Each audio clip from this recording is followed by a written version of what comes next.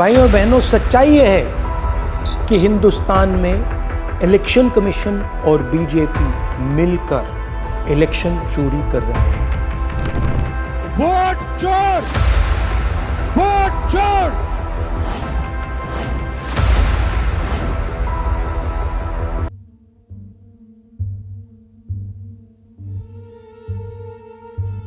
राहुल गांधी ने हाल ही में वोट चोरी के आरोप लगाए। ये सिर्फ एक बयान नहीं, ये एक बड़ा धमाका है भारतीय जनता पार्टी के लिए। आज के इस वीडियो में हम बात करेंगे राहुल गांधी के एलिगेशन क्या है, बीजेपी और इलेक्शन कमीशन की रिएक्शन क्या रही, किन स्टेट्स में सबसे बड़ा कंट्रोवर्सी खड़ा हुआ, कोर्ट और पब्लिक ने इस मुद्दे पर क्या स्टेप्स लिए।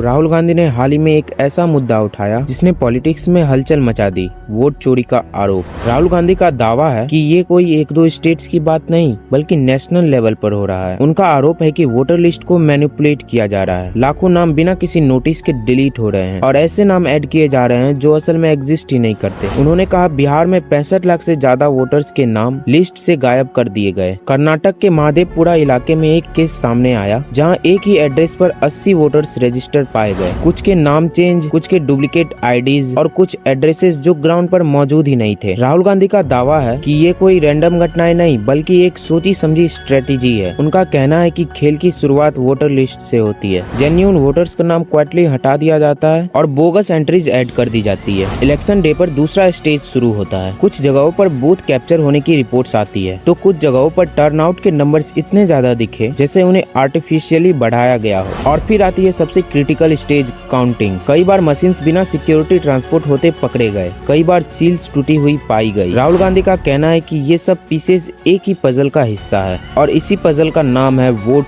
चोरी। जैसे ही राहुल गांधी ने ये मुद्दा उठाया तो पॉलिटिकल रिएक्शन भी तेज हो गए। बीजेपी ने पलटवार करते हुए कहा कि राहुल गांधी बिना सबूत के चुनाव आयोग और डेमोक्रेटिक इंस्टीट्यूशन को बदनाम कर रहे हैं। इलेक्शन कमीशन ने जवाब दिया कि वोट चोरी कोई राजनीतिक सच नहीं बल्कि एक गंदा शब्द है और इस आरोप को उन्होंने रिजेक्ट कर दिया और कहा अगर राहुल गांधी के पास प्रूफ है तो कोर्ट में एफिडेविट देकर सबमिट करे। लेकिन दूसरी तरफ आदित्य ठाकरे जैसे लीडर्स ने राहुल गांधी के आरोप को समर्थन दिया। राहुल गांधी ने इस मुद्दे को सिर्फ प्रेस कॉन्फ्रेंस तक सीमित नहीं रखा। उन्होंने बिहार से वोटर अधिकार यात्रा शुरू करने का अनाउंसमेंट किया, एक पैदल यात्रा जिसका मकसद है वोटर लिस्ट को साफ करना, लोगों को जागरूक करना और यह बताना कि उनका वोट सुरक्षित है या नहीं। 11 अगस्त को उन्होंने दिल्ली में पार्लियामेंट से इलेक्शन कमीशन तक एक मैसिव प्रोटेस्ट मार्च भी किया जिसमें विपक्ष के कई बड़े नेता शामिल हुए। पुलिस ने राहुल गांधी समेत 300 से ज्यादा नेताओं को हिरासत में ले लिया। इस बीच सुप्रीम कोर्ट भी इस कंट्रोवर्सी में शामिल हुआ। कोर्ट ने बिहार के डिलीटर वोटर्स की प्रोविजनल लिस्ट पब्लिक करने का आदेश दिया ताकि ट्रांसपेरेंसी बनी रहे। इस कदम को कई लोगों ने लोकतंत्र की जीत बताया। ये डिबेट सिर्फ पॉलिटिक्स तक सीमित नहीं है बल्कि इसका सीधा असर जनता पर पड़ रहा है। डेमोक्रेसी का असली मतलब है कि हर व्यक्ति का वोट बराबर हो और वही गिना जाए जो उसने डाला है। अगर वोटर लिस्ट बाइस्ड हो जाए, अगर बोगस नेम ऐड हो जाए या जेन्युइन वोटर्स को हटा दिया जाए तो चुनाव का नतीजा पहले से तय हो सकता है। यही वजह है कि राहुल गांधी बार बार वन मैन वन वोट के प्रिंसिपल की बात करते हैं और इसे संविधान की नींव बताते हैं। ये वन मैन वन वोट की लड़ाई है,